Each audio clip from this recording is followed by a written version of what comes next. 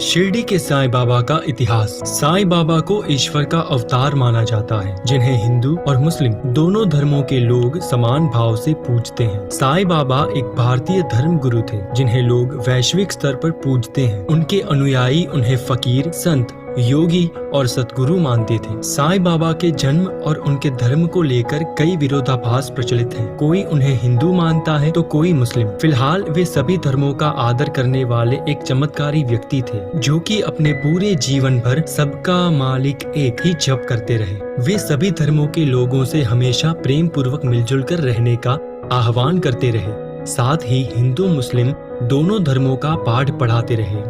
वे मुस्लिम टोपी पहनते थे और उन्होंने अपनी जिंदगी के ज्यादातर समय महाराष्ट्र में स्थित शिरडी की एक निर्जन मस्जिद में ही गुजारी। वहीं बाद में उनके रहने वाली मस्जिद को हिंदू नाम द्वारका माई का कर दिया गया था, जिसमें दोनों धर्मों के लोग साईं बाबा के दर पर मत्था टेकने आते हैं और उनकी पूजा आराधना करते हैं। साईं सच्चित्र किताब के अनुसार साईं बाबा का जन्म 27 सितंबर 1819 को महाराष्ट्र राज्य के पाथरी में हुआ था और वे 23 से 25 साल की आयु में शिरडी में आए थे। इस किताब के अनुसार साईं जब 16 साल के थे तभी ब्रिटिश भारत के महाराष्ट्र राज्य के अहमदनगर जिले के शिरडी गांव में आए थे।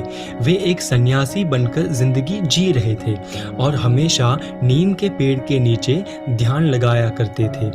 अपने भगवान की भक्ति में लीन हो जाते थे। इसके बाद इस युवा बाबा के चमत्कारों और उपदेशों के लोग मुरीद होते चले गए और फिर धीरे धीरे उनकी ख्याति आसपास के क्षेत्र में भी फैलने लगी। गांव वालों की उनके प्रति प्रतिक्रिया का भी उल्लेख किया गया है। उनका ये भी मानना है कि उनके पास ईश्वर की कुछ दैवीय शक्तियां प्राप्त थी, क्योंकि ध्यान करते समय ठंडी और गर्मी का उनके शरीर पर कोई प्रभाव दिखाई नहीं दे रहा था।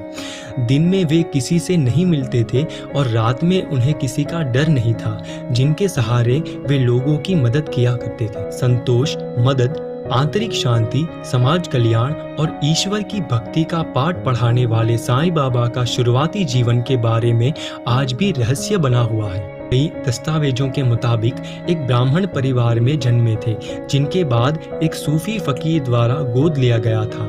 हालांकि आगे चलकर उन्होंने खुद को एक हिंदू गुरु का शिष्य बताया था।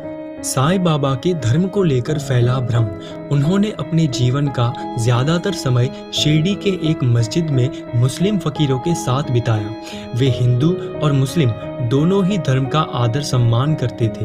उन्होंने कभी धर्म के आधार पर किसी के साथ भी भेदभाव नहीं किया। कुछ लोग साईं बाबा के हिंदू होने के पीछे ये तर्क भी देते हैं कि बाबा धूनी रमाते थे और धूनी सिर्फ शैव या नाथपंथी धर्म के लोग ही चलाते हैं।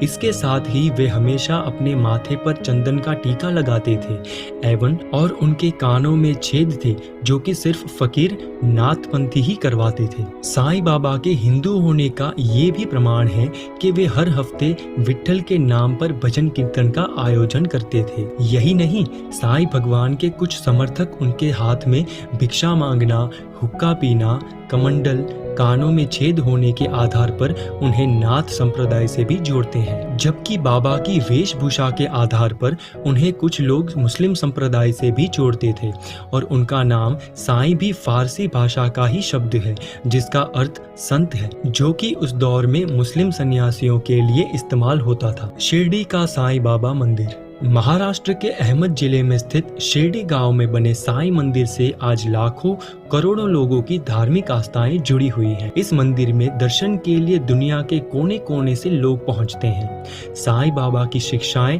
और उनके लोक कल्याणकारी कामों को आगे बढ़ाने के लिए उनके इस मंदिर का निर्माण साल 1922 में किया गया था। ऐसा माना जाता है कि वही इस मंदिर से जुड़ी ये मान्यता है कि जो भी भक्त सच्चे मन से साईं भगवान के दर्शन के लिए यहाँ पहुँचते हैं, उनकी सभी मुरादें पूरी होती हैं। ऐसी और बहुत सी ज्ञान की बातें जानने के लिए सब्सक्राइब कीजिए हमारे चैनल को।